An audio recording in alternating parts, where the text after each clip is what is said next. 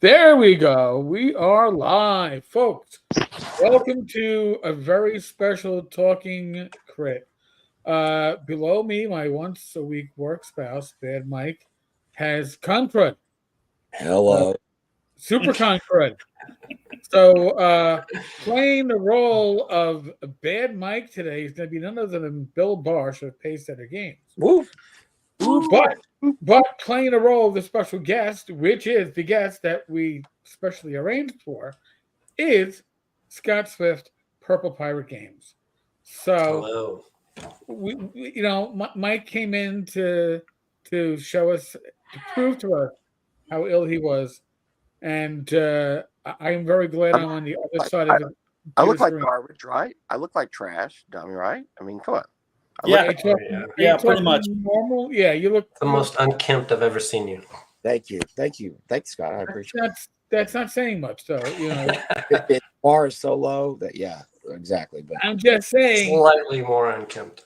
So, folks, if you're watching this live, comment sympathy comments for Bad Mike. Please, I'm going to bow out. I just want to keep my streak alive, and then I'll listen, man. I'll keep the phone on beside my little bed with my Mucinex and all my little drugs and my water, and I'll listen to you guys. Mike, all I can say is you look like you got hit by the super germ card from the game Nuclear War, and I'm sure you played a lot of that back in the day. Oh, it feels terrible. That's what I'm thinking. I feel so bad. I haven't had Conquer this bad since 2019. It got a lot of people at GaryCon this year, but apparently not Scott. Apparently he's fine. Apparently not me. Like I even gave Mike a hug at the con. Man. He did. Look at me. Yeah. We made that Constitution check, baby. We made out for like 3 minutes. Open mouth. At least. Eric, are you going to run all the comments in the chat below? Yeah. I'm not logged in, so I can't see them, and I don't know if I should log in. They'll all come up on the screen, so you should be able to see them. Yeah, I don't want to miss something. I'm afraid if I log in, I'm afraid I'll drop and all that good stuff. All right. I'll put. You guys have a blast. I will. Unless it's Bad Mike. Take care, Mike. We'll talk soon. All right. I'll hopefully be better by next week, and we'll talk about my time at GaryCon. But until then, I will for sure talk to you guys later. You're a hero for showing up. Thank you, Thanks, sir. Mike. Thank you. Look at that. A true American hero, Bad Mike. The most organized man in America. Well, so organized that we forgot to actually officially notify Scott. We agreed to it. I was like, "Hey," and he's like, "Yeah, I saw Scott at GaryCon. Yeah, we'll have him on the show. Yeah, right, next week. Yeah, next week." I'm like, "Scott, did Mike tell you you're on tonight?" He alluded to it, but it was never finalized. He assumed I would just find the link on my own or something. Bob Goodnow, hello. Well, yeah, Bob, it's not COVID. The only one I know, Bob, is Alan Grohe so far. He has a positive test. I don't know if anyone else. Yeah, a lot of people are sick, though. A DM. No, he just said he had the con crud Yeah. that I played in his game. So I really dodged a lot of germs this last weekend. But it's always a fear of going to conventions. I mean, same year, TotalCon. Next year, TotalCon 2020. I got my upper respiratory that led to my trifecta of hospitalizations in 2020 without ever getting COVID in that year. Figure that one out. But we got to do we'll probably have to do a Gamers Health, Rach and I, about protecting yourself from con crud. It's take a little research. It's a tough thing because we're vendors at these conventions, right? So we are talking to people and shaking hands all day long, which is a great thing, obviously. But man, it's like constant Purell and constant go to the bathroom every hour and wash your hands because you don't want to offend anyone, but it is what it is. There's just and we want to spread it to somebody else either, right? Because there you are in the vendor hall, people all day long, 4 days in a row. It's like, no, if it's going to get spread, that's where there's a good chance of it happening there. So it's a good topic, Eric, and I don't know what else to say other than there's some luck involved for sure. Oh God, there's a lot of luck when it's weird ass genetics that there are certain germs that your body fights and certain one that it's more susceptible to. So what's going to hit you might not hit me, or not the same way. No, exactly. So we already have a question for Scott here. It looks like. Yeah. Wow. This is Mark Clover. Mark Clover, yes. I know him from the area. Yes, the Kickstarter installation 665. I sometimes forget to mention it in another interview I did. I forgot to mention the name, but it's above me now. So it You can't forget it. It is steeped in psychedelics, surrealism, both in the artwork and the concept. I wouldn't have it any other way. And if you haven't seen any of mine products before, the artwork is outstanding. I'm fairly modest, but like when I talk about my artwork, it's not me, it's my artist, and they are phenomenally underrated. And I give them some very little direction, and I like action scenes, not just like the monsters from the Monster Manual, like posed in a little thing. They're fighting and killing somebody, or there's some action going on in the art, and that's what I normally request. And well, I'm gonna actually pull. There we go. So that was my question, because I'm not terribly familiar, Scott. So give us like, if we don't know anything about you or MCC RPG, what do we got going on here? All right, I'll give you a quickie on the current Kickstarter, and then we'll go backwards from there. But this one is written. I've switched more to. Let me start over. This is my third book that I've done, third adventure. The first two are Dungeon Crawl Classics, and this one's a Mutant Crawl Classics. The first one I wrote, and the second and third one I'm producing and publishing. So what I do is get a bunch of talented people and put them together. And this one is written by Julian Bernick, and he does a very popular podcast called Spellburn for Dungeon Crawl Classics. When I used to work, God, that sounds so horrible when I say that. Before I retired, how about that? I used to listen to podcasts on my commute to and from Manhattan, and Spellburn was one of those. I used to love my RPG podcasts. So fun time to hear about them. Definitely a good one, worth listening to if you're into DCC or any role-playing games. They're throwing out ideas and stuff. Mm-hmm.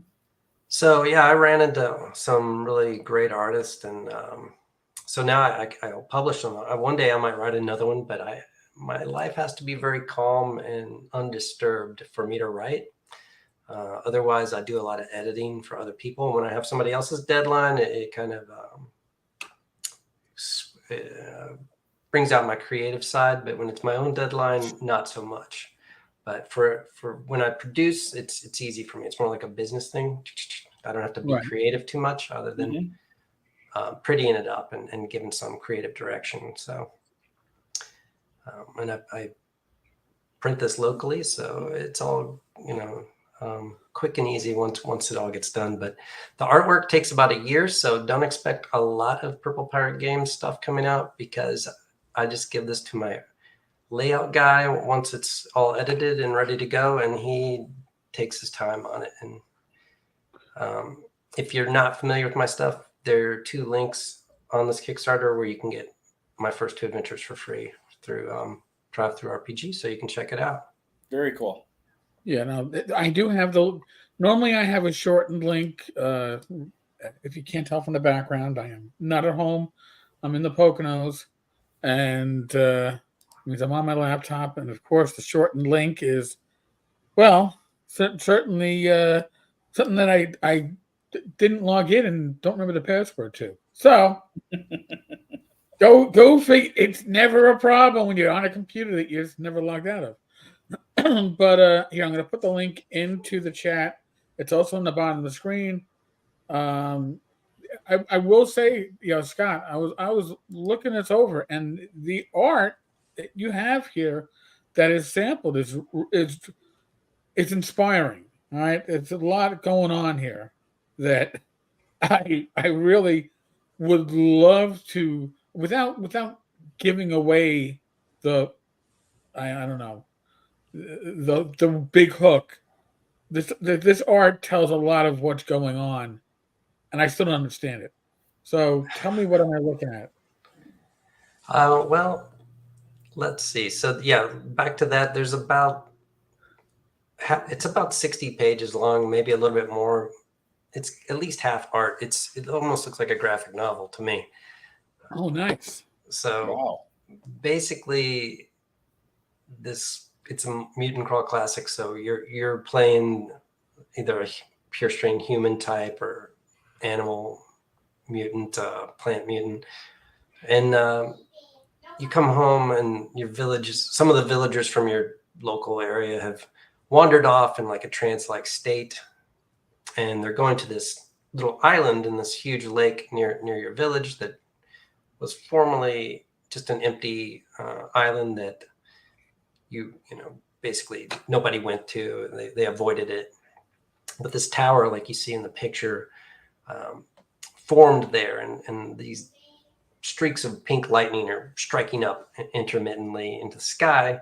And your village elder says, "Hey, go check this out. You know, our people are disappearing in there, and this is where you need to go." So what it is this like time flux where this tower used to exist thousands of years ago before the fall of civilization, and this evil, it's not really evil god, but a chaotic god, basically like this faceless creature you see in the background here, um, from the cosmos, has sent this tower through time in order to transcript more people back into the oneness of himself, which is Azathoth is his name. But so the job is to go in there and defeat whatever menaces you find in the tower and save your loved ones from transcription.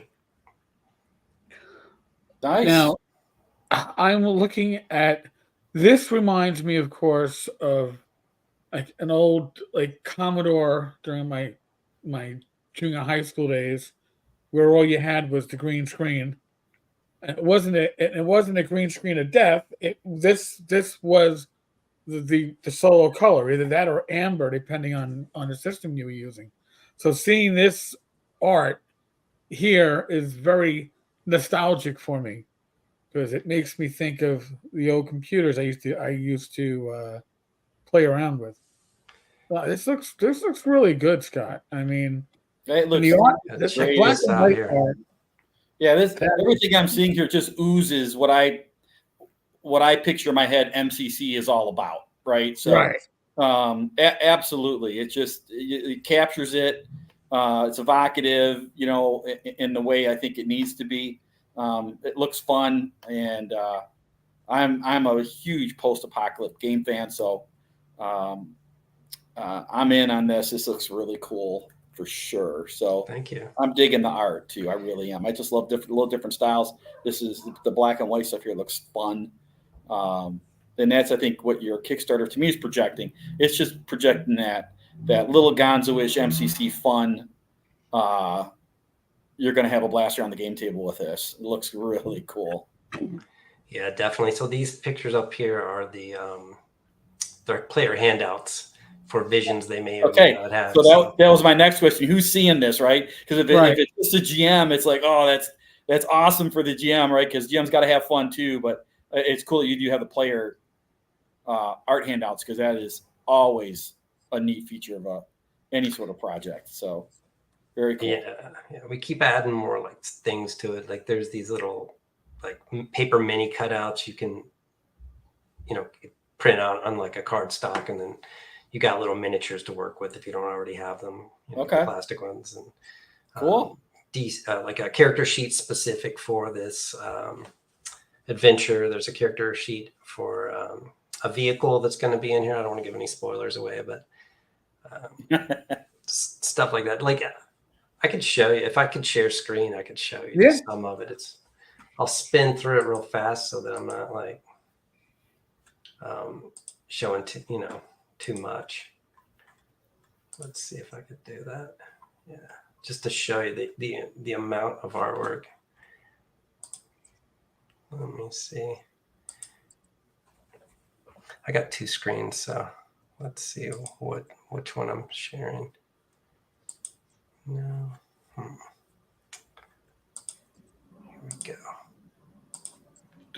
Okay. Is that sharing? There we go. So that's the front, and then just some credits here. We got me, Daniel Bishop. He's a prolific writer. He did a little bit of work in here for me as well. Nice. Some of my Daniel's been doing editors. DCC stuff for a decade. Oh yeah, he's so good at it too. And this Kurt Wolf is a childhood friend of mine since I was 7, and he's got some pointillism stuff in here. Like this is just the first page, but Damn. that's what for my friend Kurt. He did that. It's all pointillism, so it takes hours and hours to do. Wow. You know, you were mentioning the layout before, and the layout here, to me, looks like it really is done to fit the product, to fit the adventure.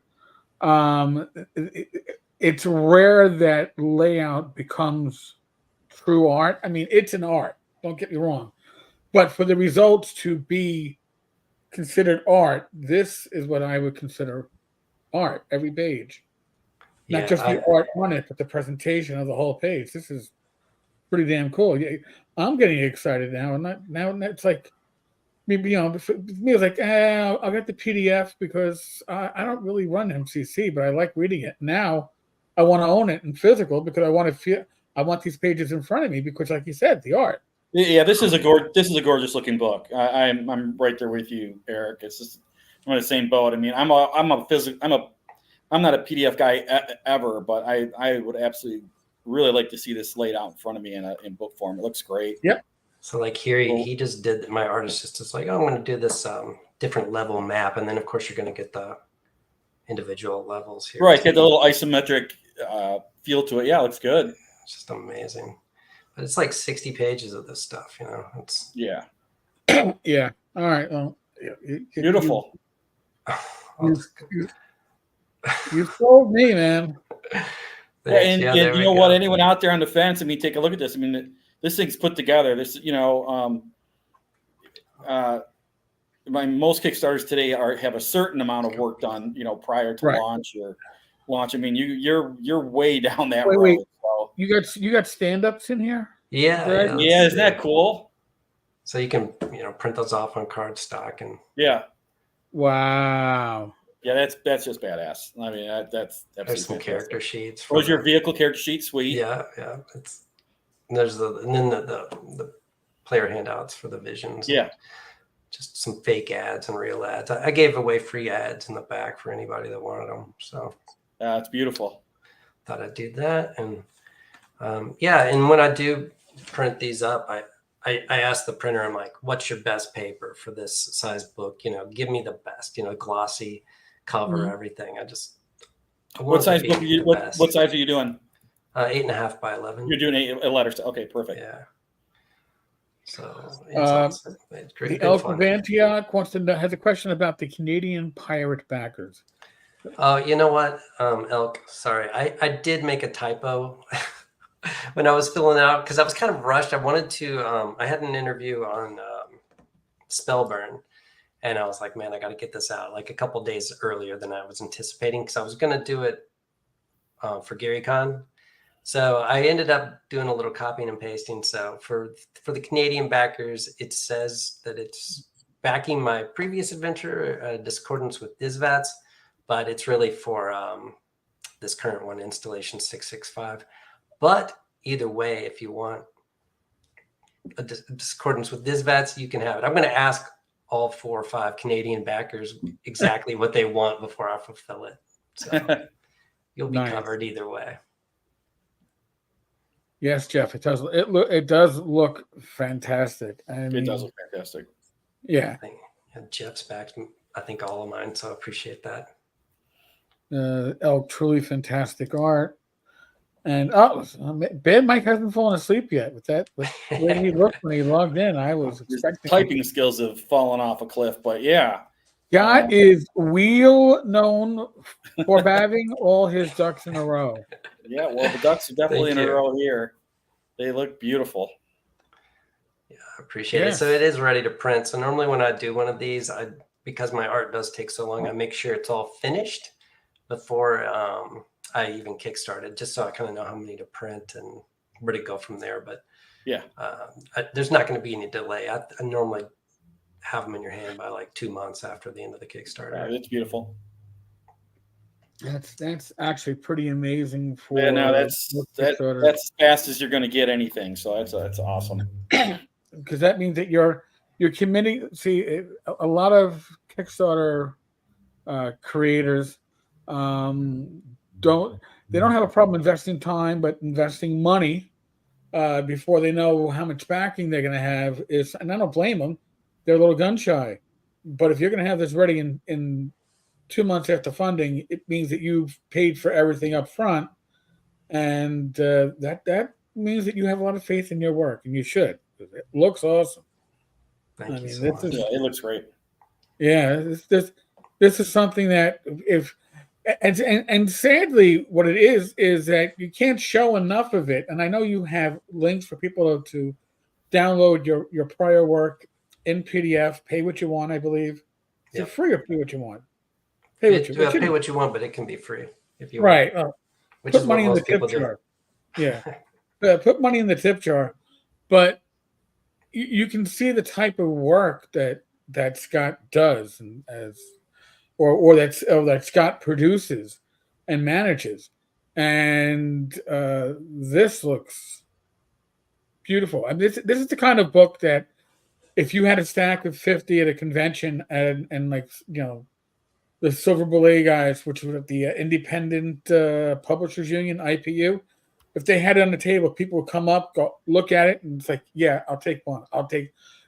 Because it sells itself when people see it. I would suspect that when people watch this video and they see the layout that you just showed us, I mean, they'll be jumping for it. It's great. It's a great looking book. So, Scott, so you were at GaryCon, right? You mentioned. So were you there in any sort of vending capacity or anything like that, or just as the smart guy having fun and running events and that kind of thing?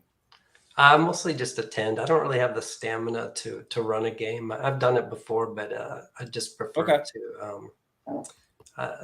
participate and wander around the vendor hall and see all the people that I have. Okay, so how much time? And I'm just going to keep firing questions at you here. So how much time's left on this? How much time's left on this Kickstarter? Right, we pop off that screen. I should have paid attention.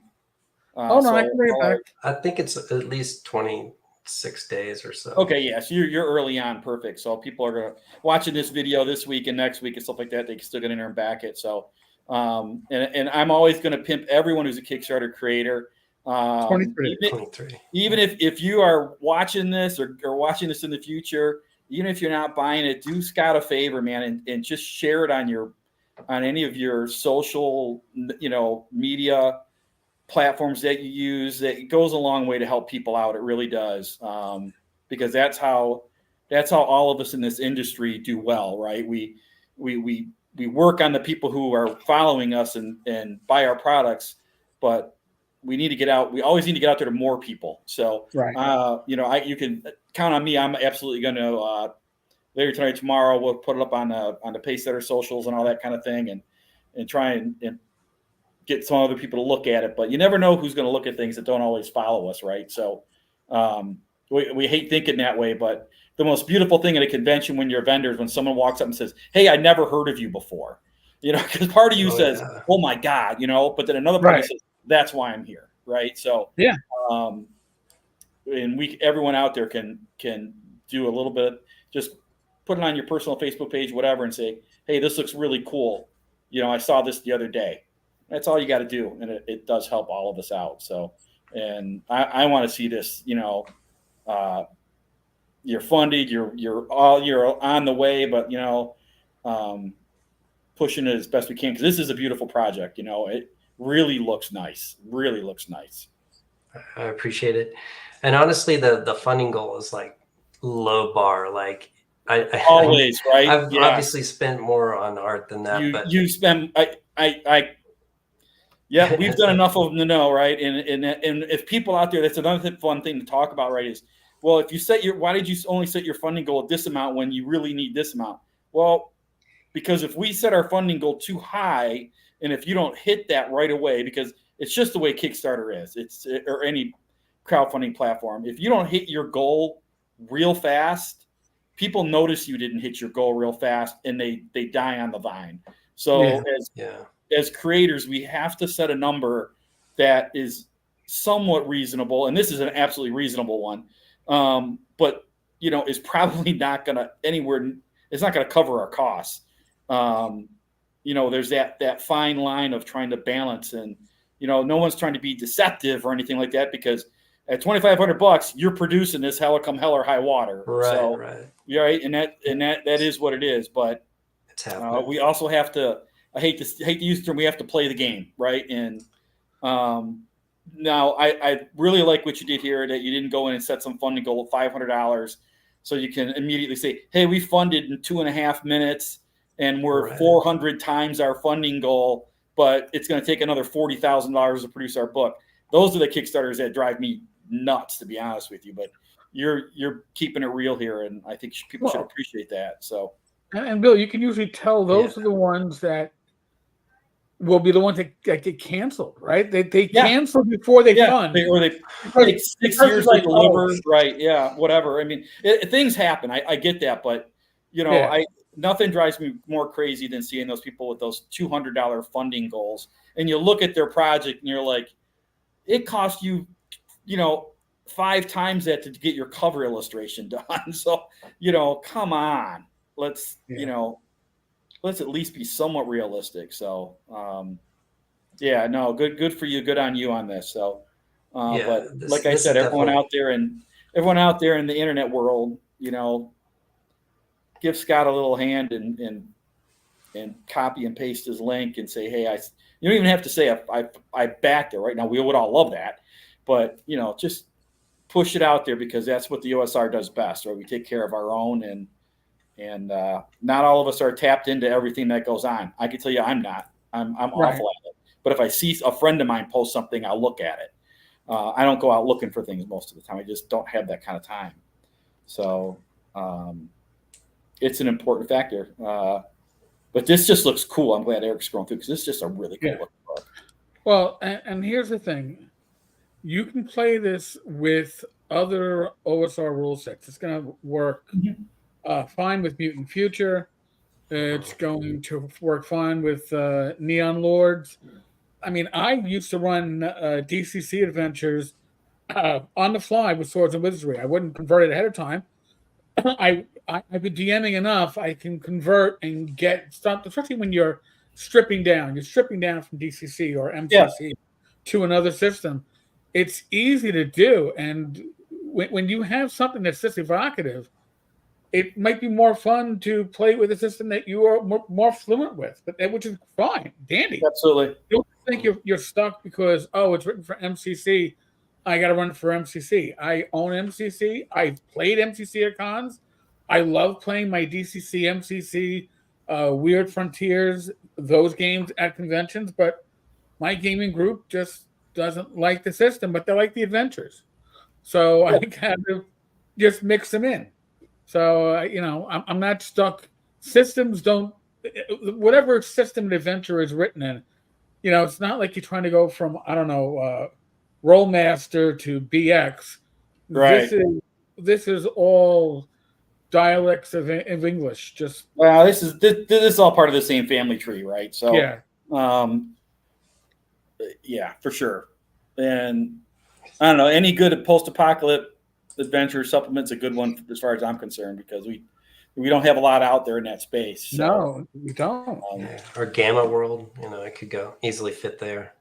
I can tell you right now, it'll go great. It will go great with Gamma World. I mean, we're producing Gamma X later this summer, and I'm sure it would flow perfectly with that. Oh God! So absolutely. And you got a few stretch goals that I think you've already knocked down. Yeah, some of them I'm knocked out. Some of them are just more like, I don't know. They're gonna be in there one way or another. Yep. If I don't make some of these stretch goals, I'm just whatever. Who cares? But some of them, obviously, like the stickers and that fancy bookmark, which I handed out like 200 of them at GaryCon. I'll be slipping those in the packages. It's a really reasonable way to go into a Kickstarter, right? Is if you have stretch goals. I mean, I know, again, from our perspective, our stretch goals are pretty much baked into the project, almost whether we hit them or not. So if we haven't already produced it or included it, it probably is. But because I think most of us have got away from the stretch goals that you actually have to then completely design, produce, pay for, and all that after the Kickstarter. It actually becomes, just a project managing nightmare. So, Right. you kind of just bake them in, and if you get there, you get there. If you don't, you don't. And some of them you can just use for another project, whatever. But So Mark asked just about, completely reasonable. There's nothing crazy like, we're going to do a whole nother book or something, right? Just the insane stretch goals. So yeah, exactly. Like if it's going to cost me more money to create a product like the bookmarks and stuff, then it's going to be a stretch goal or something. But Mark, Clover is asking what kind of music I listen to. Well, when I was younger, I listened to like psychedelic rock, Pink Floyd, Led Zeppelin, Beatles kind of stuff. Nowadays, music with words kind of like gets stuck in my head. So, and I find that slightly disturbing. So what I listen to now is psychedelic trance. And that's sometimes have some words, but they don't get stuck in my head, at least. I listen to like Hindu, like sitar type music, classical sometimes, mostly things without words, but, or, if you get a good acoustic guitar, I'll listen to that. But if you're into psychedelic trance or want to hear it, then like you can go to Brady. So here's the question. I mean, let me carry one further. Do you play it when you're actually doing, like when you're creating content? So if you're working stuff, do you have music playing in the background of that type you like to listen to or not? So I just want to carry his question. Because I find music distracting from my focus when I'm working. So like when I'm driving or if I'm leisuring, roger that, or something. Yep, or cleaning the house, something mindless. Yeah, I'll do it. But if I'm actually editing or trying to do something creative, I find it draws me away from my focus. And it's fascinating because I always like to kind of ask that question because I know I'm kind of a weird guy. I actually like to have the TV on in the background, and I'm not that I'm watching it while I'm working, right? But I just for me, I need I like to have that background noise going on, and it could be something crazy as like, oh, there's a Murder, She Wrote marathon on. Okay, it's on, and I'm working away, and I'm just weird that way because for me, I'm the opposite. And there's no right answer to this question, right? It's just we're all different. But he asked the music question because I think music for me would be the last thing I would want. Is I don't mind having the TV on in the background, but I wouldn't want music playing in the background. I think that would, like you said, that would totally pull me out of where I'm at. Yeah, I don't know. I enjoy my music. For me, XM Sirius radio in my car, classic vinyl, classic rewind is on 95% of the time. But when I drive, when I'm doing long drives, my Apple Watch tells me I'm asleep. I looked at my watch today and it told me that I was up for like a 3-hour stretch, but I finally woke up at like 2:15. I'm like, that's when I got to the Poconos and it was well rested too, by the way. It was apparently a very restful sleep. Very restful. Very restful. I like it, but I drive with the XM radio on, but it's very low enough that Rich and I can have a conversation and I don't have to touch it. But if we stop talking, I can hear the music and appreciate it. But when I am trying to like write an adventure, like I'm trying to get something ready for North Texas in June, I'm kind of like Bill. I will have the TV on. It's going to be probably running random YouTube videos. Sure. But I need background, background noise, but noise that I'm not paying attention to, but just something that's there. Complete silence makes me feel like I'm back at work in an office. Yeah, I'm not going to have Arnold. Yeah, I'm not going to have like Arnold Schwarzenegger shooting up the universe for 3 hours. No. That would absolutely drive me nuts. but just something, right? Just something easy going. It's just, Yeah. it's funny how that goes that way. In the car, I am a podcast guy. That's when I catch up on all my podcasts, YouTube stuff. That's Yeah. when I'm driving. That's pretty much what That I do a lot that of. was when I used to work and had a commute. It was podcasts all the time.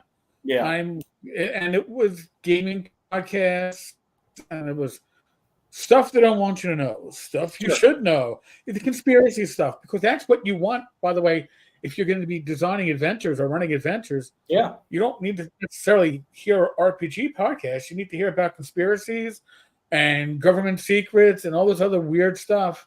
Because I find that I can take that stuff and then shove it into a fantasy world, scratch off the serial numbers, and you got a good adventure. And I didn't have to write it because it's true. inspiration comes. Yeah, inspiration comes from everywhere, right? It absolutely does. I'm a big believer in that. So. Yeah, my first adventure is kind of based on the Anunnaki of Sumerian texts. There you go. I'm fascinated by the ancient archaeology and civilizations and stuff, what they believed.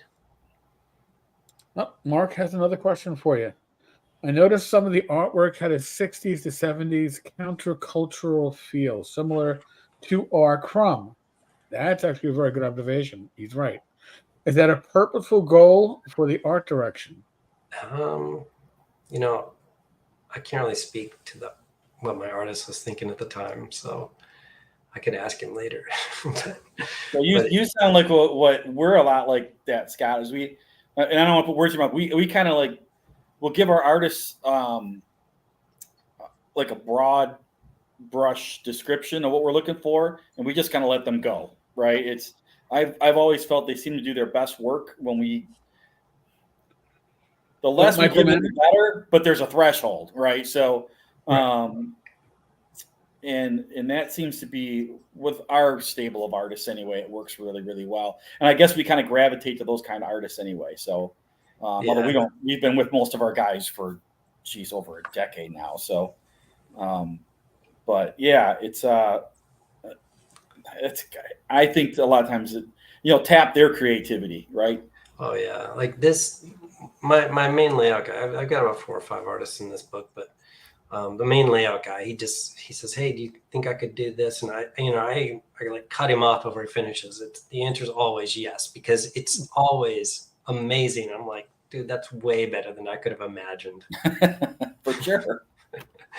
So, and once in a while, like when I first edit it, I edit all these things that I don't write, and I'll just like, do a picture of this, and I'll put that in little notes for him. I'm like, do this, do that. It ends up needing a lot more art than I give suggestions for, but there is a lot more art. But of course, and this is a neat project. We haven't done a ton of we've done several projects where it's written by somebody else, and you're just basically project managing the whole thing, because it is a different, it is a completely different way, really, of looking at your project and how you're going to direct that project, versus it's something that you wrote yourself. When you write something yourself, you have visions for things, right? You know where you're going to go as almost as you're writing it. A lot of times, you know how your book's going to lay out, or how you want your presentation to go. But I think in situations where you're getting the content, your adventure content from another source, you've got to put yourself in their head, yet keep yourself in your own company's head, like. This is what we want our products to look like. This is our brand. And now I need to put all these pieces together and design a product that is still, Purple Pirate. And because what you always want people to do is when they pick up your book to say, we know this is okay. Your company's name pops in their head immediately. It's like, okay, this is so-and-so, right? You don't really want to be confused with everybody else. You kind of want your own identity. So, I mean, did you feel that way doing this, or am I just, falling off the wrong branch of the tree here? No, I think you're on what I'm thinking. Like I want it to be like above industry standard. Like just when they get it, it's going to be like full of art. Then they know my next product is going to be full of art. Mm-hmm. It's going to be high quality paper, all that sort of stuff. And the writing's going to be good. I edit this multiple times, over the year when I'm getting the art in, I get it back when it's, quarter of the way done. And then I edit it again, make sure I didn't miss anything. There's going to be like almost no typos.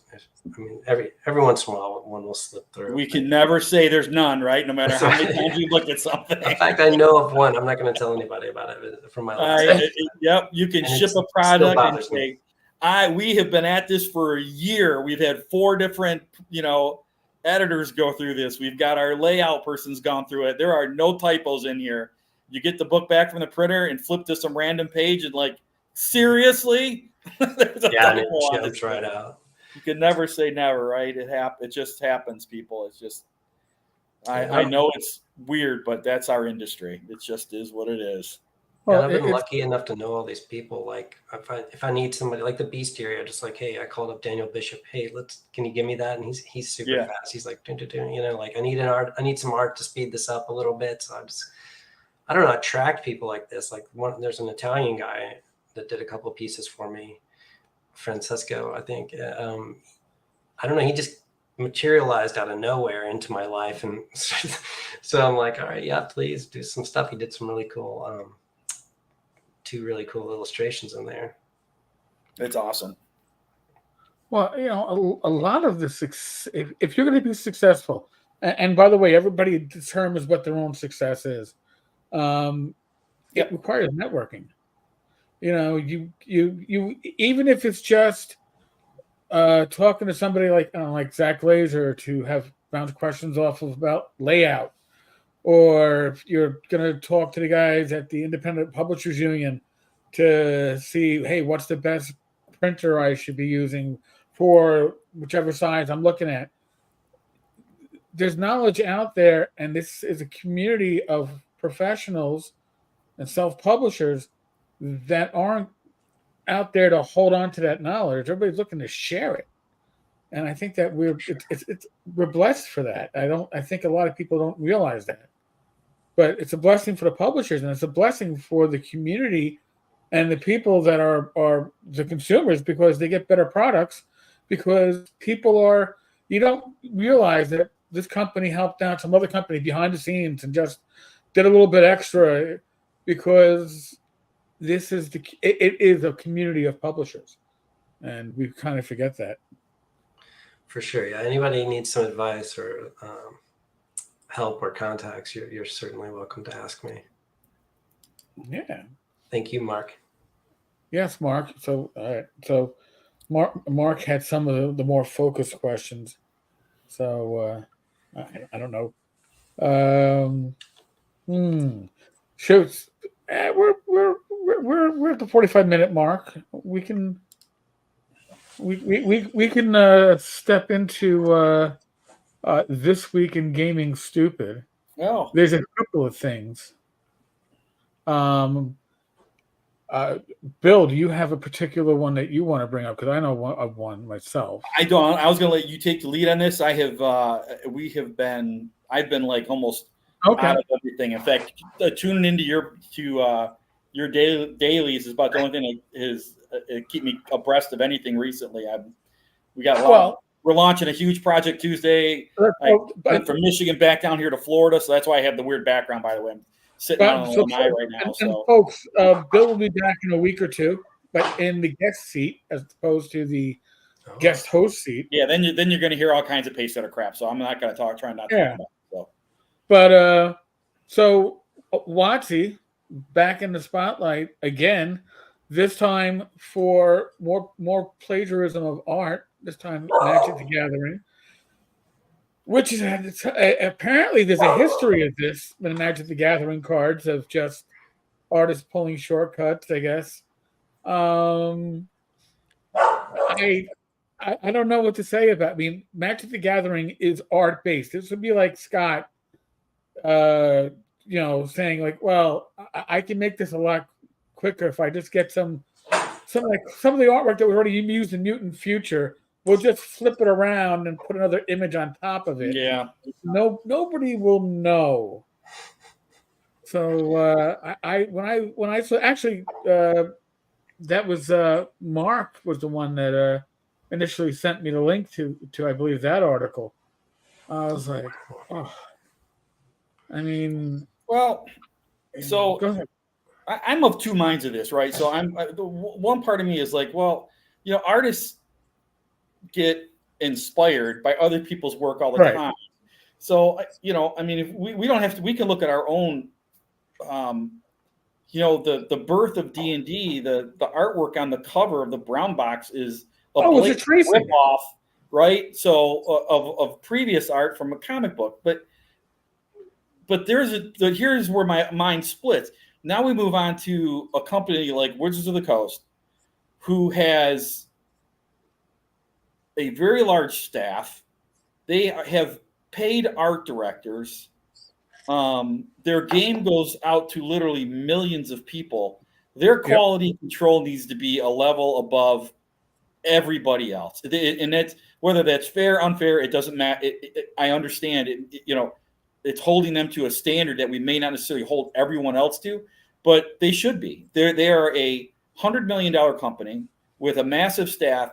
And if they are not, and look, things are going to slip through. So I have a hard time just totally lambasting someone. Right. But if they're not talking to their artists and saying, look, this is Magic the Gathering. You have everything you do has to be so above board. You cannot be duplicating somebody else's art, especially something that's obvious. You're not going to be doing AI stuff. I know you've talked about that before. This is all stuff that these art directors should be having conversations with their artists all about. Now, if something gets through, something gets through. Nobody knows every piece of art out there and whether there's someone copies something or not. But the fact of the matter is, you're Wizards of the Coast. You just can't let that go. And if something does come sneak through like that, you can't have it come out in social media. You have to get ahead of it, right? I mean, you can't be reacting. Reactionary is a bad look for Wizards of the Coast.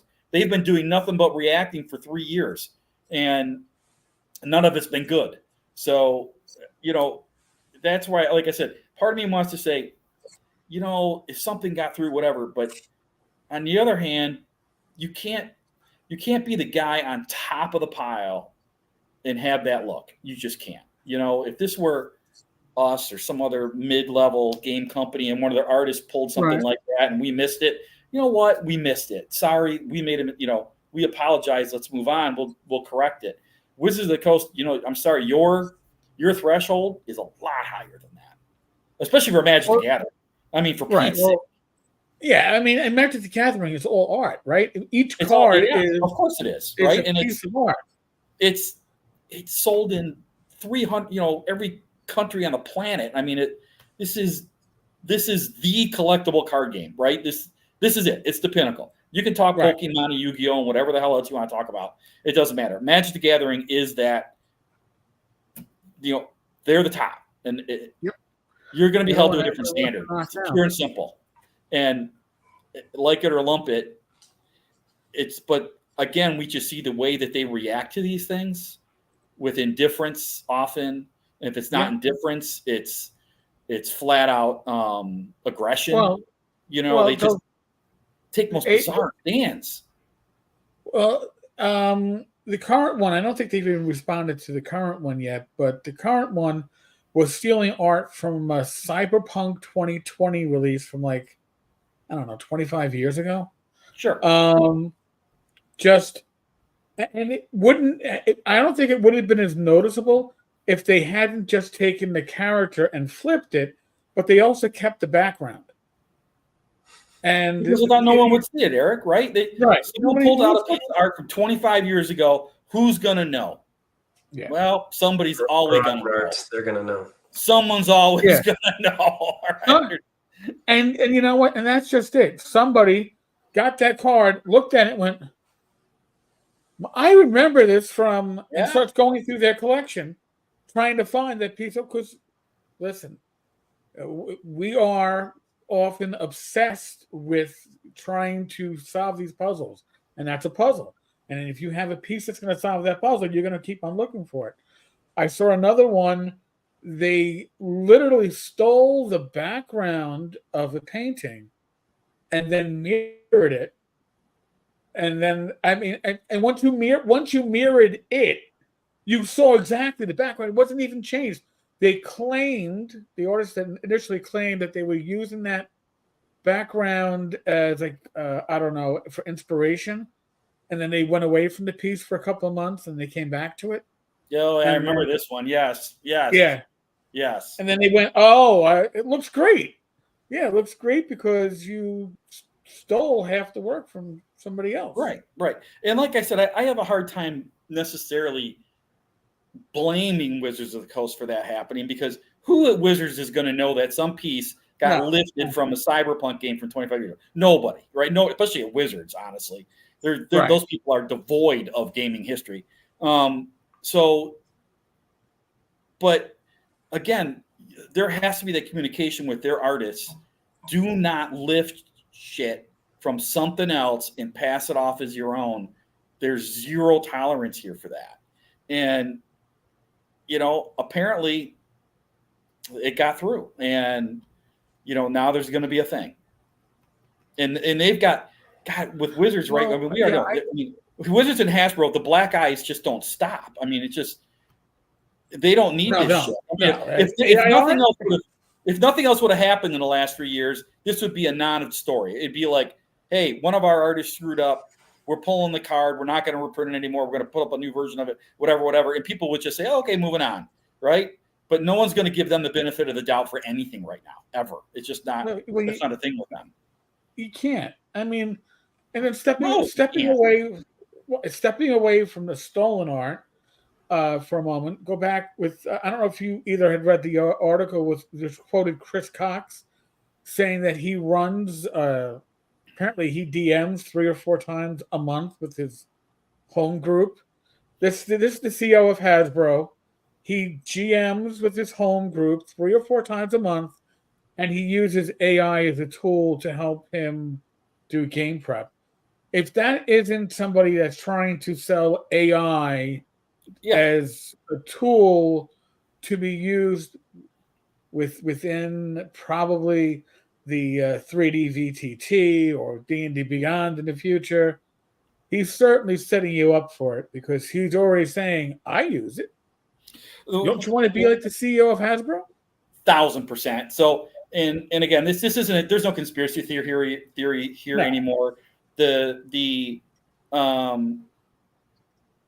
direction of Dungeons and Dragons for Wizards of the Coast at this point, and Hasbro as a larger entity, is not what most of us probably believe it should be, and that just is what it is at this point, folks. I mean, we aren't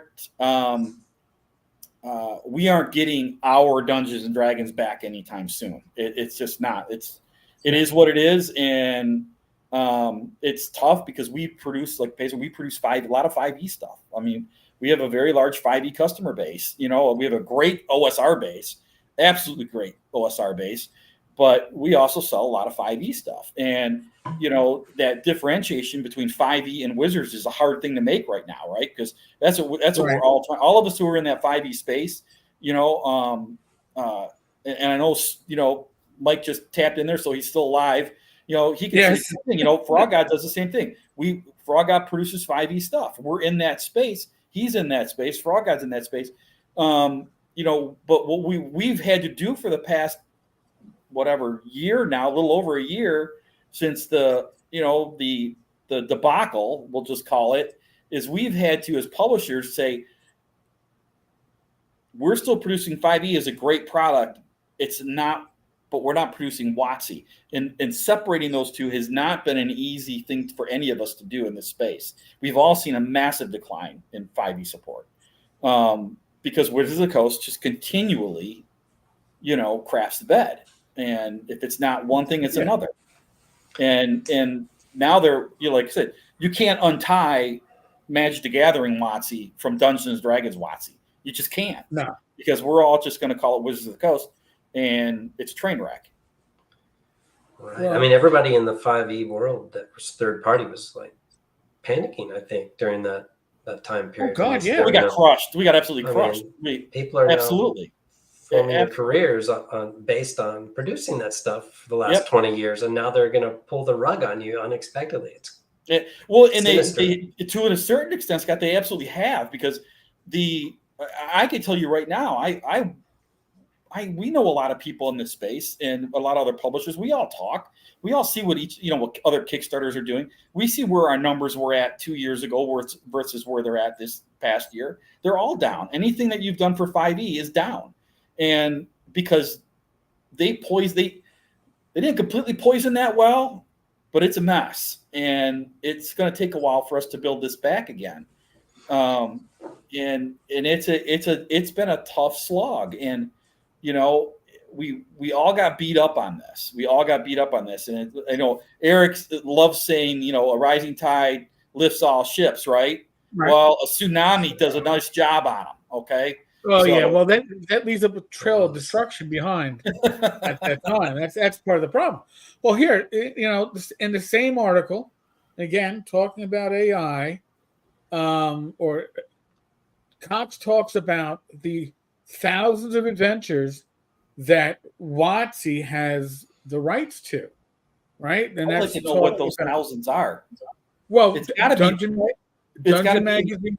Yeah, I guess, but yeah, I'm sure, but it's probably D&D Beyond, right? I think that's right where they're coming from with that. Well, I would say that if you include Dungeon Magazine was publishing probably an average of 8 adventures per issue, plus all the things for Adventurers League and all the things for RPGA, anything that was run in organized play that didn't necessarily that's true. Big publish. All right. And he's talking about AI, so now think about your VTT. You want to play an adventure. Hey, I want to play a first level adventure that has orcs and kobolds and a mine in it. And it's going to go through those thousands of adventures and it's going to generate something that's new-ish.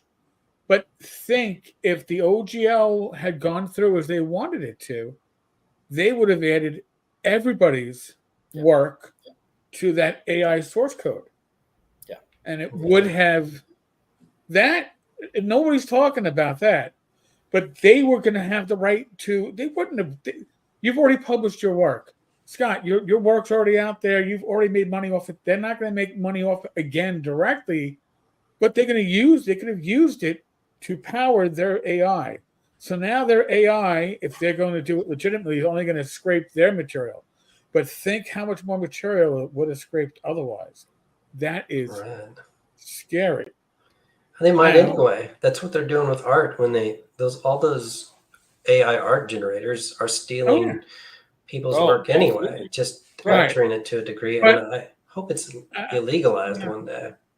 I think that I suspect WotC, if they're talking outwardly about AI now, they were talking inside the company about AI last year. And that to me seems like too much of a coincidence that they wanted the rights to do what they wanted with your work. We all feared that they're going to republish it. No, they weren't going to republish it, but they were going to use it. So now, theoretically, if they only use their work, you can't get mad at them for their AI. If they're only using their copyrighted work, well, we're only using our stuff.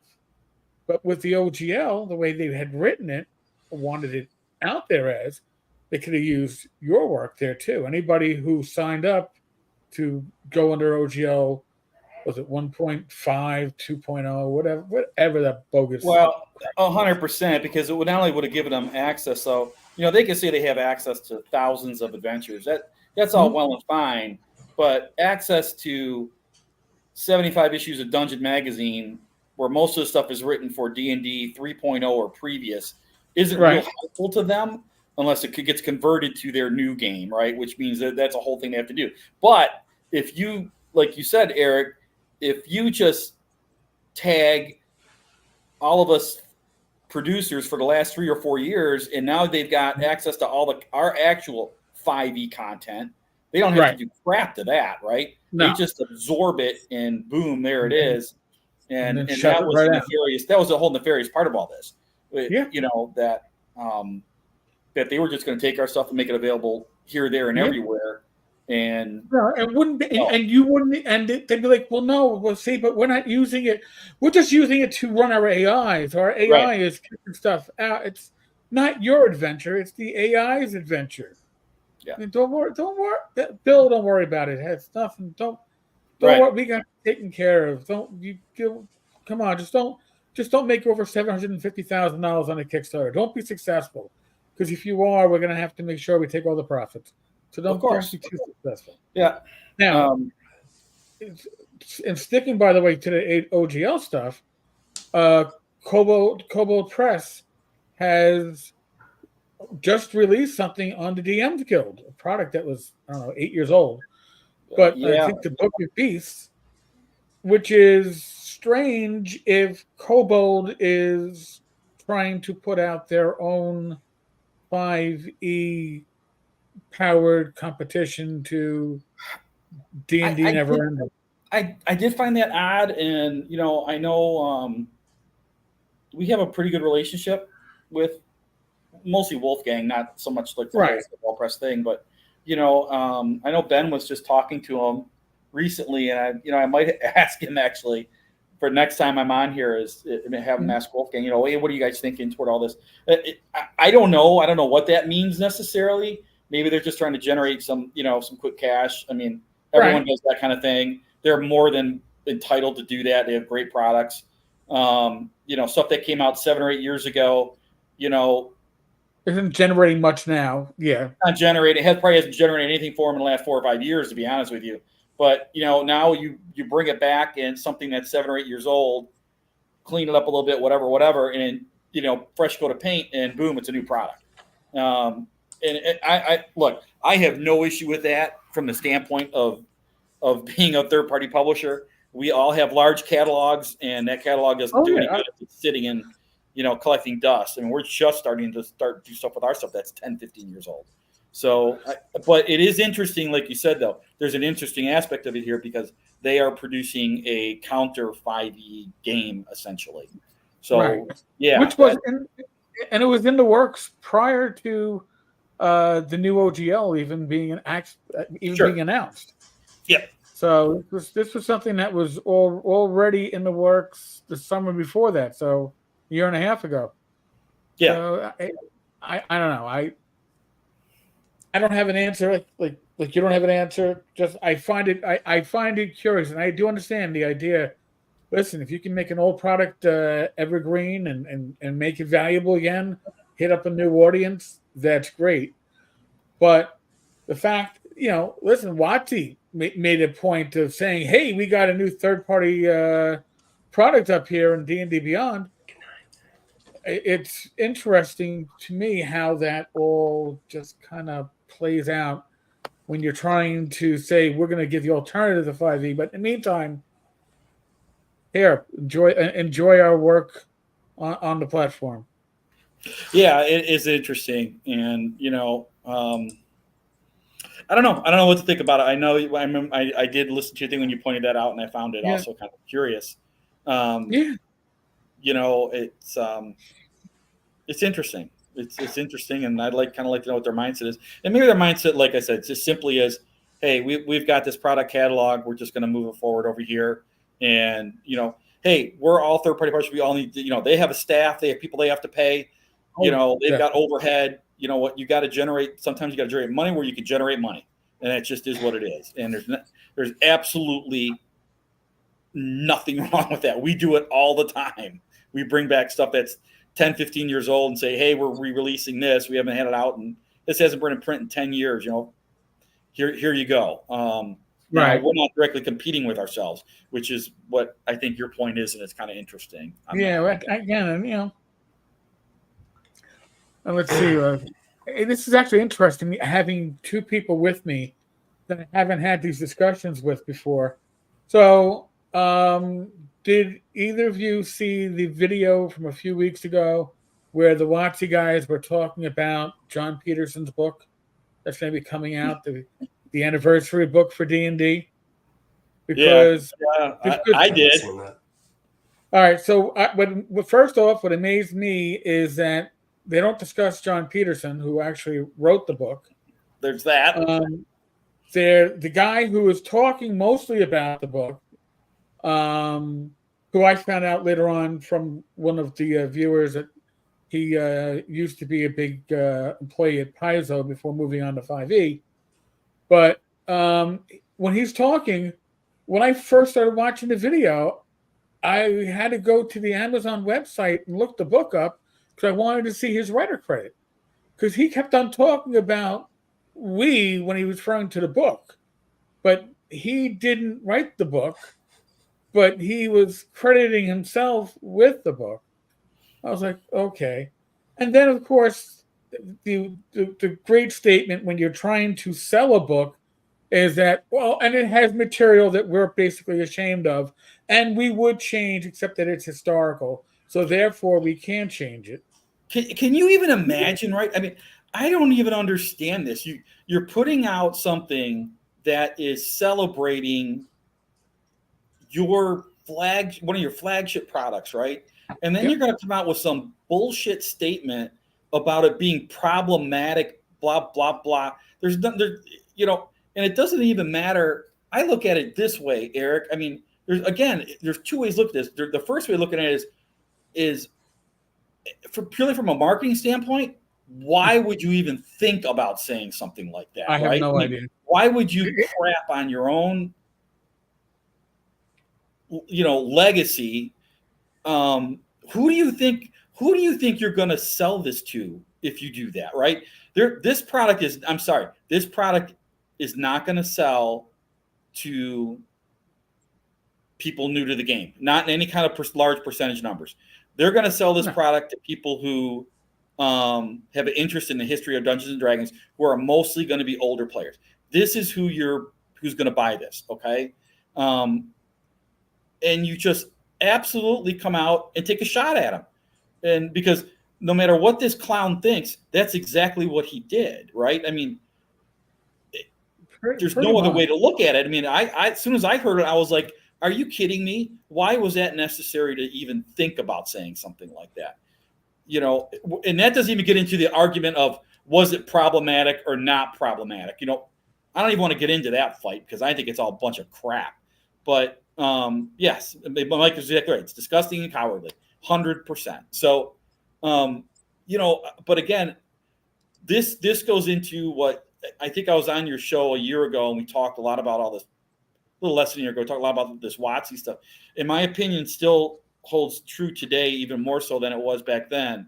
That this company has been filled with activist people who are more interested in their personal identity politics, activism, and I don't care what side anything you're on. They are so invested in that they feel like they need to push it through into the product because the product gives them a marketplace and a voice, and that's what they're doing with this stuff, and they can't let it go. Every time there's an opportunity for them to do it, they feel like they need to interject it into the discussion.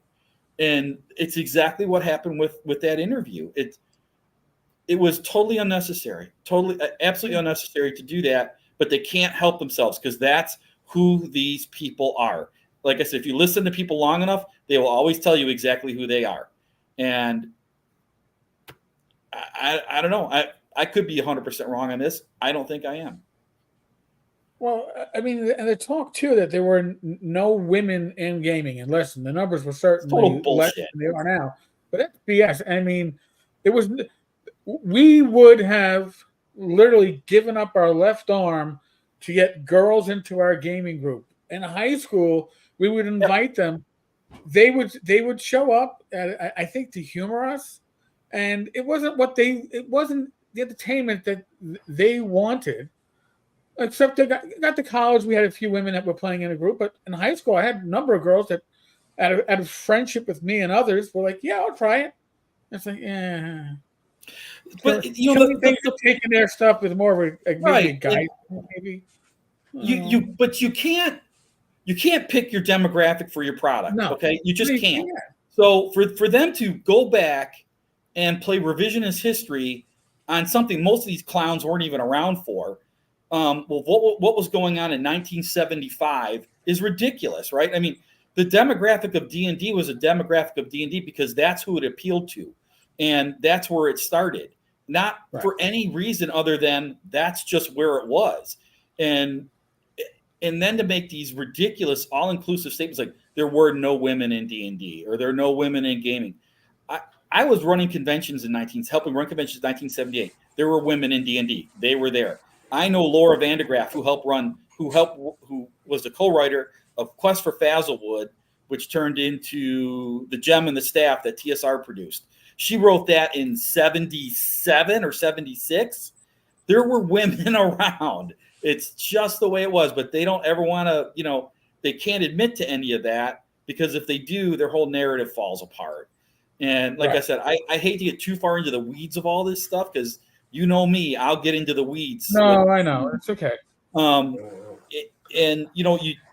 You can make statements like this guy made because he's not obviously not trying to talk to me. He's talking to people who he thinks if he craps on a certain demographic, they're going to come out and buy his product. That doesn't work. Ask Bud Light how well that works. Ask Target how well that works.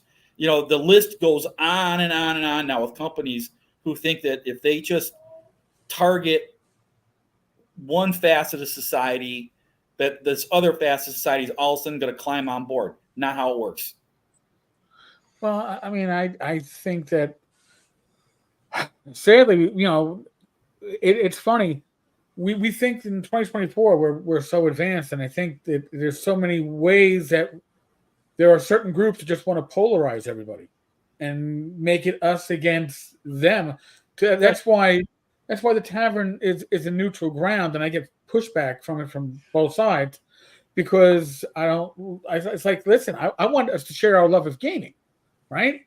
That's when we invited girls to play with us in high school and junior high school, we wanted to share our love with gaming with our love with girls. I mean, we wanted to best of both worlds.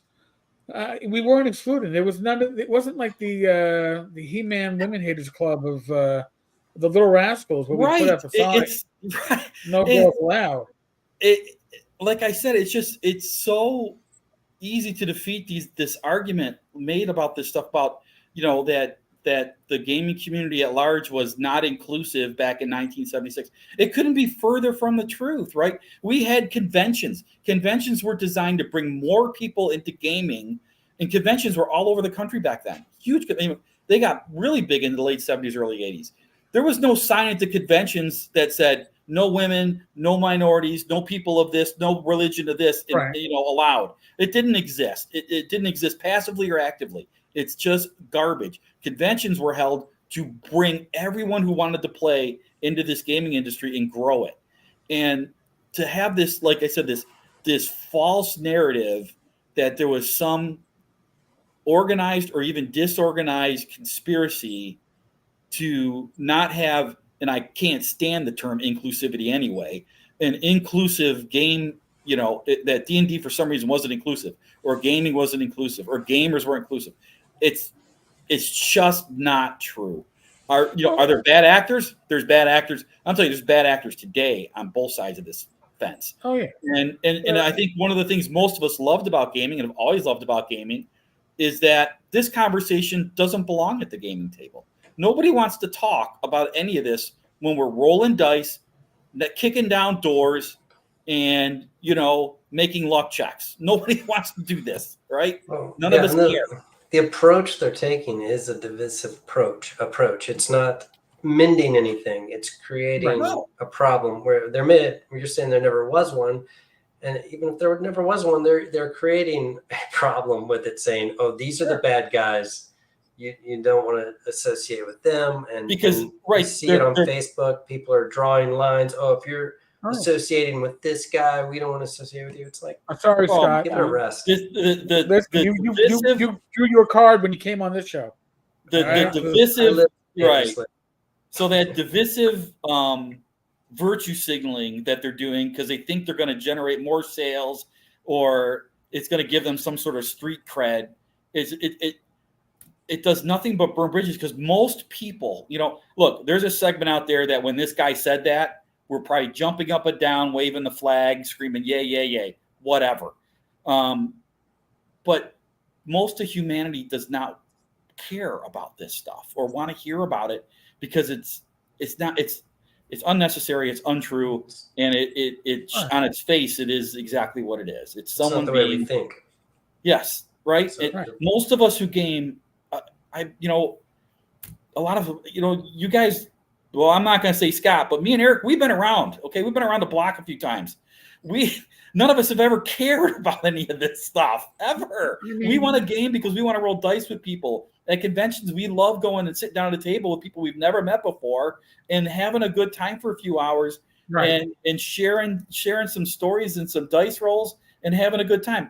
I don't care what skin color you are. I don't care what gender you are. I don't care about any of that stuff.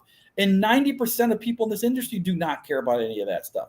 But Right. Are you a good person to play with? Are you fun 100%, to play with? right? Yeah. Yes. Are you somebody who shares the table time and doesn't hog it all Yeah. up? And Right. I'm a lot like Scott. I go to conventions to socialize. All right, gaming is 100%. secondary. I go to socialize. At TotalCon, I ran no games. I was in no games. I socialized. That's what it was, and I had a blast. Got to meet people I haven't seen in a while because different people go to different cons.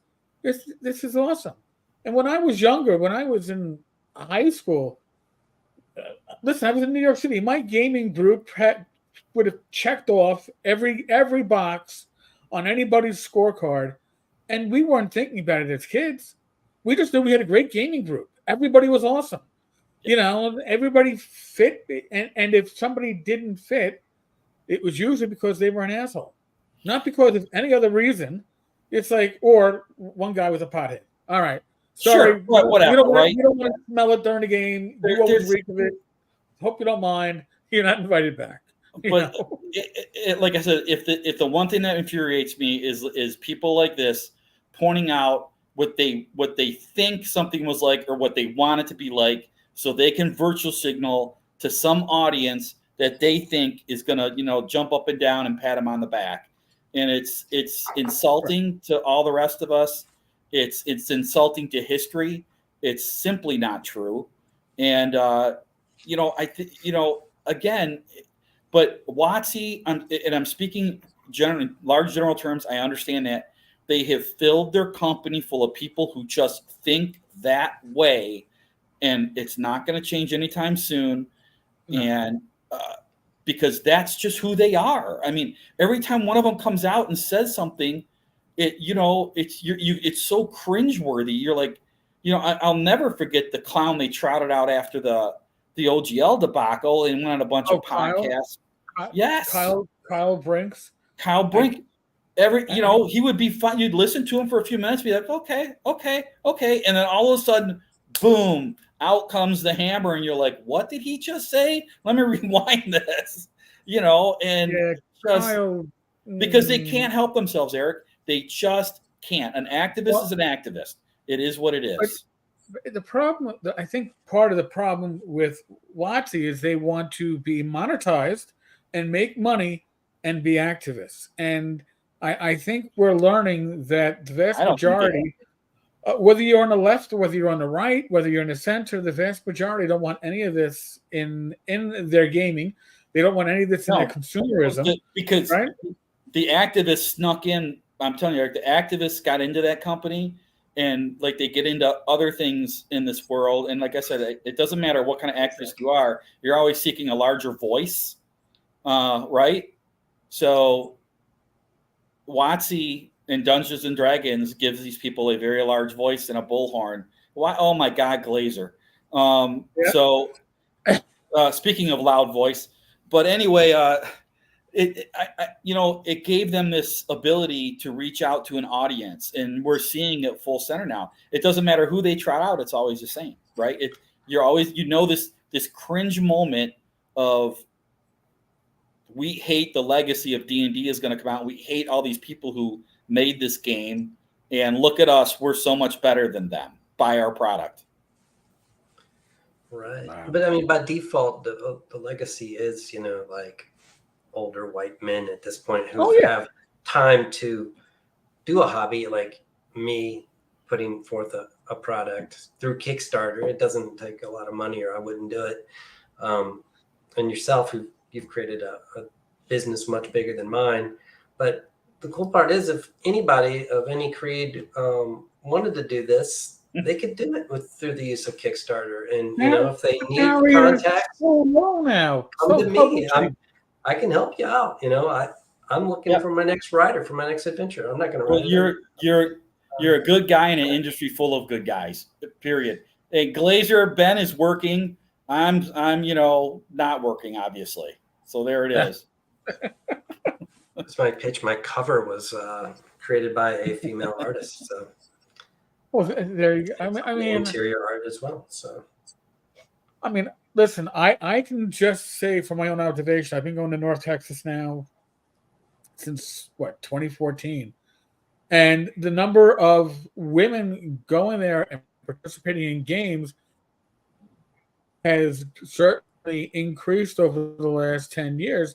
But I think that's just because people, you might come because of your spouse, and all of a sudden you realize, like in Rachel's case, this shit's fun, right? I mean, and once you embrace gaming, it becomes a fun hobby that you can share with others, and that's not every hobby. Gaming, by its very design, is sociable. All right. If you're watching this channel right now, if you're watching the three of us, this is why we go to conventions. Really, for us to have conversations and to game with each other and to enjoy each other's company. And it doesn't matter if I haven't seen Bill in 2 years. I haven't seen Scott in probably, I don't know, 5. 2019, yeah. Yeah. Unless we saw maybe a game hole. I haven't gone back to Gamehole since 2020, I guess. Oh no, there's nothing in 2020, so it has to be in 2019. I keep on forgetting that year's a black hole. It was the last good year. I mean, I enjoy going to gaming conventions, and if I'm running a game, I love to see a bunch of new faces at my table. Nothing, because it's like, I don't know them, but now I'm going to get to know them. And, I like to run games that I can generally run without referring to the books much, because I want to keep it moving and I want to keep engaging my players because I want to get to know them. And I have 3 or 4 hours to get to know them a bit, and maybe after the game we socialize for a bit. Yes. But that's what game is about, right? It's not. I always. We all know that to be true from experience at conventions. I just went to one last weekend, and everyone was welcome. Everyone was having a great time. Absolutely. I didn't see anybody. But then let's say you're convention naive. You've never been to one, and you're listening to this WotC interview saying, "Oh, this is a horrible exclusive place," and you're probably be like, "I'm not going to that place," and the attacker, uncomfortable the whole time, and now they've excluded people through their little speech. So that was kind of my whole poisoning the well comment, right? Is that the worst part about this is WotC, they do have this big voice. They look, they're the gargantuan gorilla in the room with D&D, and fair enough, they own it, right? So, but what is incumbent on them to do is to be an ambassador of that game and of this industry and of the people who play it, and they only want to be the ambassador for the people who they identify with, right? And if they feel you don't fall into that identity that they've created, well, there's something wrong with you, and you're the problematic person. And this is why they do what they do. And it's awful because, like you're saying, Scott, we want more people to come to these conventions. You think a convention organizer wants less people to come? No, they want more people to come to their convention, right? They don't care who you are. They just want you to come and be, game and enjoy, have a good time. Tell your friends you had a good time and bring them next time. That's what conventions are all about. But if you listen to Wizards of the Coast, no, anyone over the age of 50 who's been playing D, or over the age of 45, whatever, who plays D&D is some sort of ist, and don't ever go to these conventions because there's something wrong with these people. Do just buy our game online and play behind your computer the whole time where no one knows who you really are or any of the rest of this. This really seems to be the exact opposite of kind of what gaming is, right? Or all of us have come to know what gaming is. Gaming is a social event, and they're turning it into a product, pure and simple. electronic product. Well, the electronic product is where you can have your subscriptions, your microtransactions. Look, You want I want my character to have a golden coat. yeah, and look, I'm not going to fault them for attempting to run a business and generate more income to their business and their shareholders. That's incumbent for them to do. They're supposed to do that.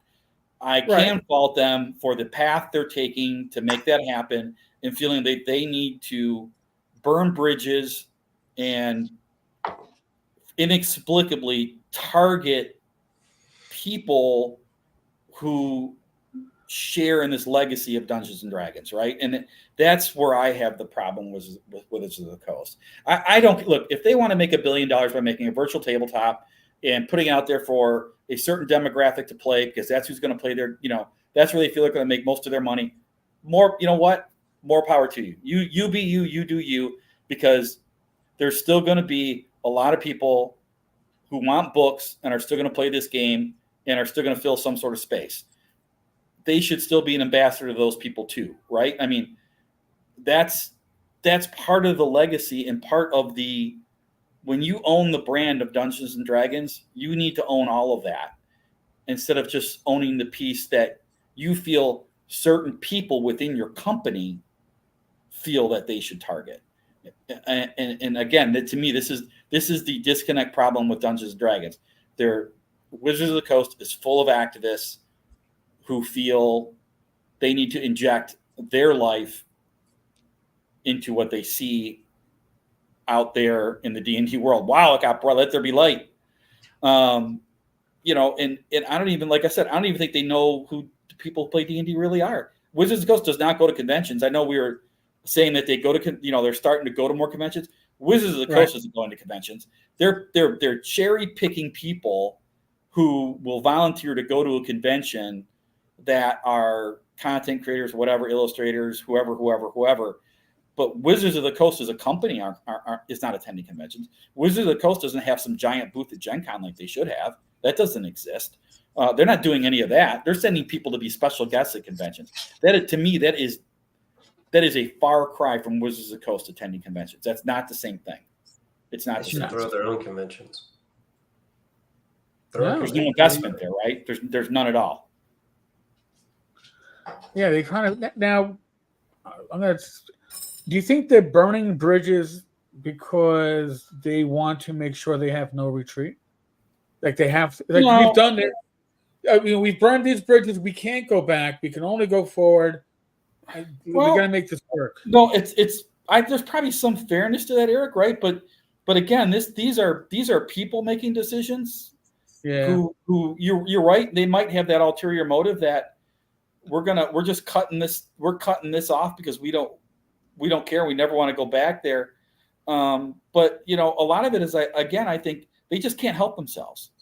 Like I said, you watch these people do interviews, and if it's a 30-minute interview, 27 minutes of it, the first 27 minutes of it might be exactly what you expect this interview to be all about. But then sooner or later, they fall into this trap or whatever it is that they have to remind everyone how problematic people were and the game was. They can't help themselves. And I don't think that's probably what WotC really wants to do as an organization, but it doesn't matter. There's so many people that are in it that have that mentality. They can't get away from it. They just can't. And again, look, they're going to make a bunch of money. They're going to put their VTT out with their D&D 5.1 rule set, and they're going to make a ton of money. I mean, just pure and simple, they're going to make a ton of money. And that's okay. I don't have any issue with that whatsoever. My problem is you don't need to, as you said, burn these bridges on the way. Well, there's no need for it. Well, I'm going to throw something else out there. They just did a big purge, right? Yep. It used to be an annual ritual. Every December, you had the pre-Christmas purge. Yep. Merry Christmas, you're fired. Here's your Christmas bonus. Here's your severance check. Look at that. Awesome. Look how well you did. But I remember reading, and a lot of the names meant nothing to me. But then learning about people that were in a position behind the scenes for 20 years, people like Mike Merles, who Yeah. put his head down and got let out. And it's almost like they want to purge the company of the institutional memory of before 5e. Of anybody that was there before, from the 3E era, from the 4E era, anybody who and a lot of people obviously from the early 5E era. So we don't know why they fired these people, downsizing, whatnot. We know they hired hundreds of programmers supposedly, and yet let numerous normal staff go. Nobody's. What did Ben Riggs say, that they fired the whole staff that was in charge of physical books? So this, right. Well, part of it is you can, right. That's telegraphing the direction that they're going to their end product. And again, if that's where they're going, that's where they're going. I don't think they're going to totally discontinue paper product, but they're definitely going to. It's going to not be a keystone of their industry anymore. And It's going to be brand collectible stuff. Yeah, for sure. They're still going to do stuff like that. And you know what? And you, in a way, you know, whatever chance that their virtual system doesn't go the way they think it's going to go, they definitely have to have a way to go back. So they have to leave some doors open. But you know, to me, again, there's a cultural problem at Wizards of the Coast, and all companies have a cultural identity. They just do, right? And I think the problem is with Wizards of the Coast, they really let too many people with agendas form the cultural identity of that company. And now there's so many of them. You know, I've seen it happen. I've seen purges happen before. I'm in the large construction end stuff. I've seen these kind of things happen, these shifts. And, you know, part of it was a necessity. And then part of it was absolutely, we're going to trim a bunch of people out of here. Like you said, pre-5e people. Right. We're going to get a lot of people out of here who don't conform to the cultural identity of people who are like me. And people hire people who are like them. They just do. That's how companies operate. That's how they generate. That's how they become, you know, the identity becomes there. Typically, it's groomed to a point where you're getting the best of the best. That's the idea behind a cultural identity of a corporation. It doesn't matter what you look like. It doesn't matter what you think. You're the best at what you do. That's definitely not what we have at Wizards of the Coast. Well, they are bringing in people from Microsoft and Amazon. These are the companies that they are getting inspiration from. I'm gonna differentiate there. Those people that they're bringing in for that end, I'm okay with that because they need those people to launch their new platform or their, you know, that end of the business. So they need those people. I'm not that strung out about any of that. Like I said, my concern is more the larger cultural aspect of people who are down in the mid-management levels, their creators, all those, the people that they filled all of those levels. To me, I think there's more of a problem down there than there is at the top. And maybe they've trimmed so many people that they're having to resort to AI art now and AI writing. So more AI content. They're like, oh, we fired all the creative people. You know, I don't know if the AI writing can be worse than a lot of the content. They're not generating new content, right? They're just rewriting old content.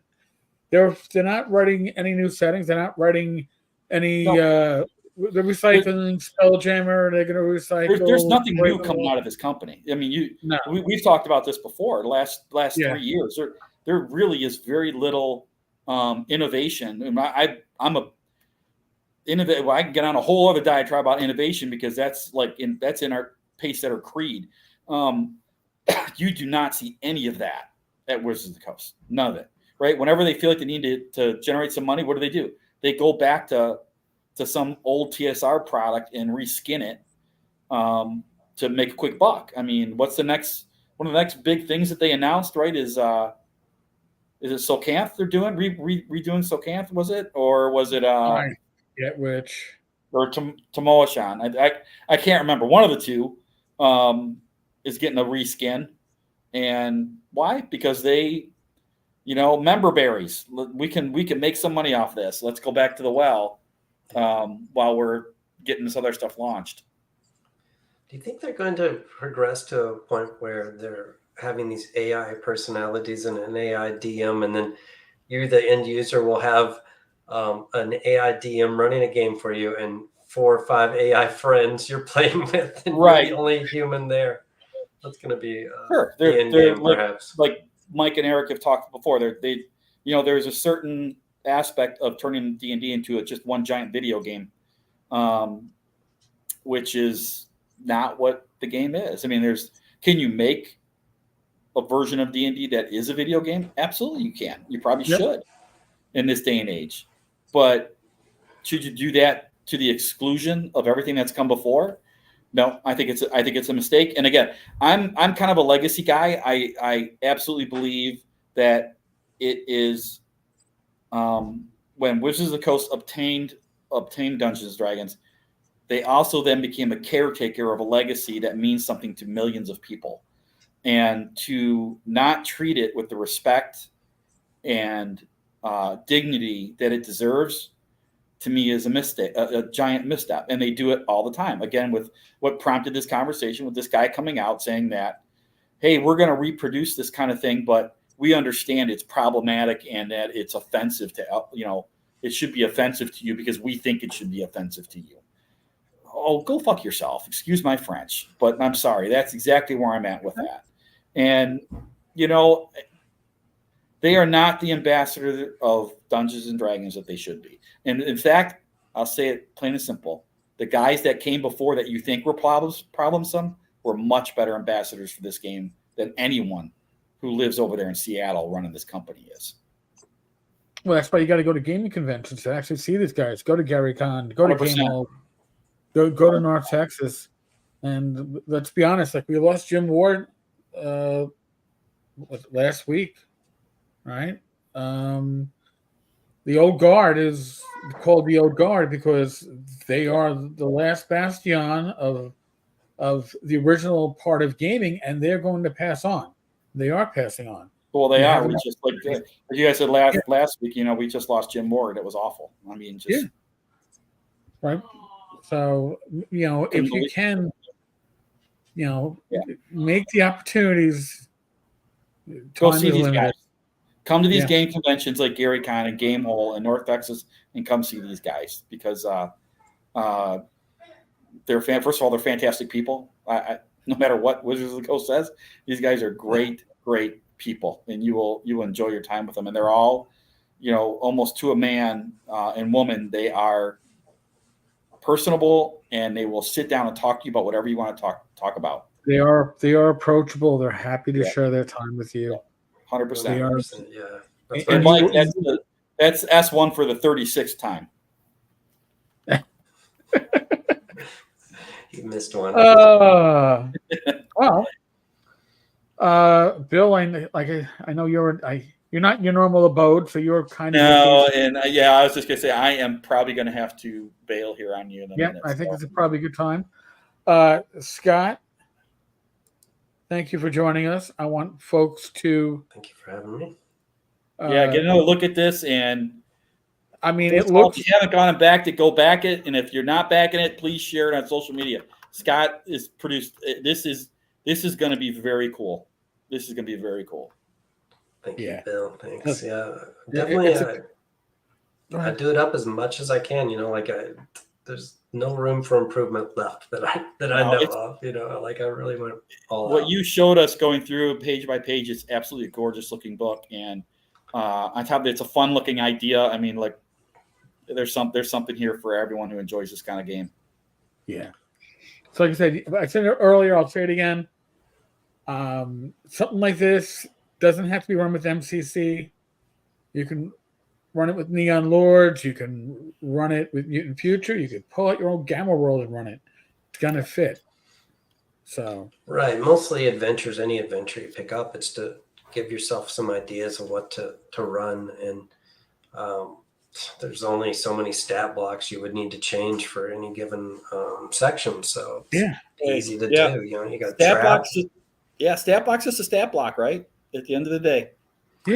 Right. And MCC, DCC, they're kind of gonzo, a little bit different, not your straightforward, rats in the cellar kind of adventure like you're used to. And, like Julian was typing in earlier, it's Lovecraftian to a degree. That picture up there is I love this. one of that kind of like a evil, like a chaotic god that it's a great image. it's good stuff. Definitely. Very, very old Errol Otis, right? Look to it too. I love it. Oh yeah. It's definitely good stuff. Thanks to anybody. Like I said, the more if the higher it funds, the higher likelihood I'm going to go right into the next project. But Absolutely. if it's just barely scrapes by, who knows what I can, if it's worth the tremendous amount of effort that you put in it for the next one. But this one's, I'll have it in your hands in a couple months after it ends. It takes 2 weeks to get the money from Kickstarter, a couple weeks to print it, and then start shipping. It's a fantastic turnaround. I'm as soon as we're off here, I'm going to take a second and go back it. So, and then I'll we'll start trying to give you a little push too. It looks great. Absolutely looks great. I'm excited about it. I appreciate it. Eric, thank you. And tell Bill, Mike, I don't know if Mike's still out there, but thank you for giving me a chance to come on here and talk too much. Well, no, Bill, you're always welcome. You've known that. Scott, thank you. Really nice, folks. If you didn't see it from the beginning, go back, watch the live stream. Scott actually goes through much of the book. It is a beautiful piece of art. You want this in your collection. That's all I can say. Absolutely. All right, folks. As always, be safe, be well. God bless. Roll those dice, roll them well. I'll be back again tomorrow with some random video. No live stream on Friday. It's the 5th Friday, which happens every couple of months. No live stream, but there'll be a video. All right, folks. Good night. God bless. Later. Thanks, everybody.